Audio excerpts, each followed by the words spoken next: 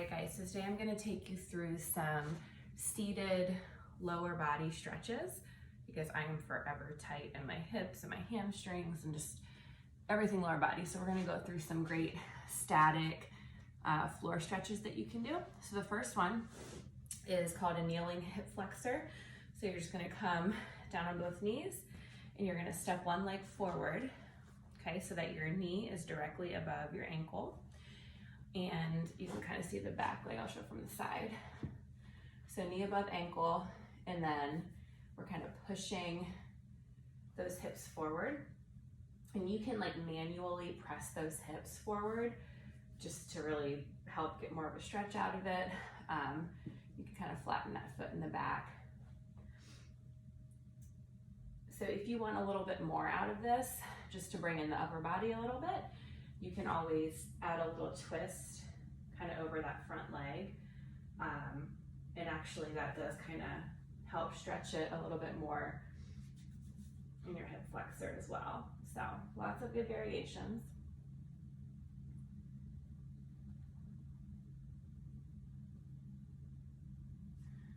All right, so you do that on both sides. All right, stretch 2 is a kneeling hamstring stretch. So if we're coming from the last position we were just in, with the one leg forward, all you're gonna do for this is you're gonna sink back so that front heel is kind of digging into the ground and that leg is nice and straight. Let me show from the side. There's a couple options for the back foot. If it feels okay to have your toes curled under, then that's fine, okay? And you can just kind of press those hands into the floor. If you want to feel it more in your hamstring, you can try to flex this foot, point those toes up toward the ceiling.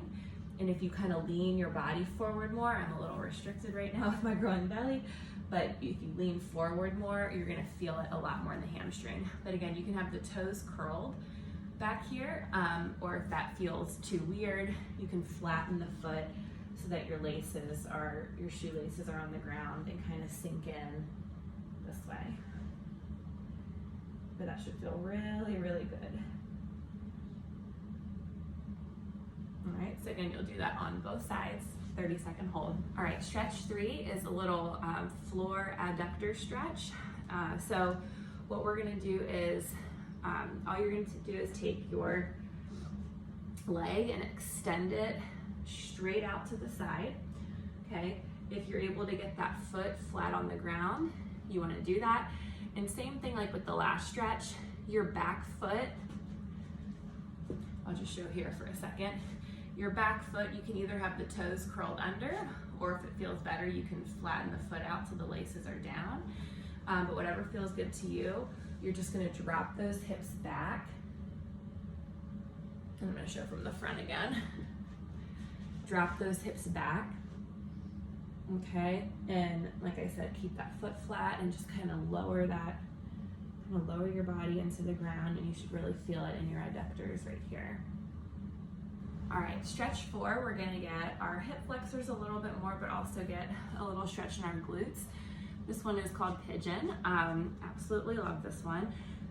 So what you're gonna do for this is you're gonna step that front leg through, okay? Let me turn to the side again. So that front knee, okay, is bent in front of you here. Your back leg, you can just make sure it's long and straight and active, so you can almost like be squeezing it too. That's gonna help to kind of press your hip flexor, you know, kind of toward the ground and kind of square off those hips. Okay, so nice, straight, strong, long back leg, and then that front leg. You can play with the angle up here.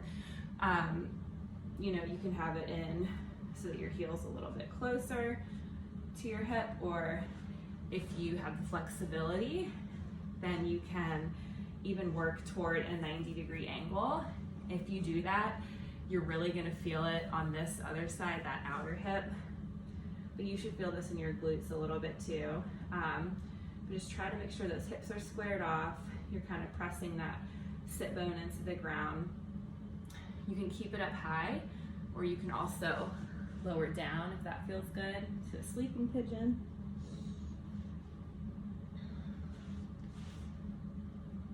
Okay, and I'll just show that one from the front. But yeah, so you can kind of play with the angle of that front leg. Like, all right, guys, last one is going to be a seated quad stretch. If this feels funny at all, then you can always just go to a traditional standing quad stretch. But what we're going to do is you're going to straighten one leg out to the front, and then this one is going to stay bent, and this is where sometimes it can be a little controversial. So with your knees, if you have issues, then you might do just a standing static quad stretch. But otherwise, this side leg is just bent. And what I'm going to do is just lower this elbow to the ground. So the elbow is right below my shoulder, okay? And again, you can play with the angles a little bit. For me to feel this in my quad, I have to bring my heel a little bit closer to my butt, but maybe maybe you feel it if you keep it out at that point. And if you want to, you can add a nice little reach up to the top here. I'm gonna bring my heel in a little bit closer. There we go. Let me change the angle a little bit here so you guys can kind of see. There we go.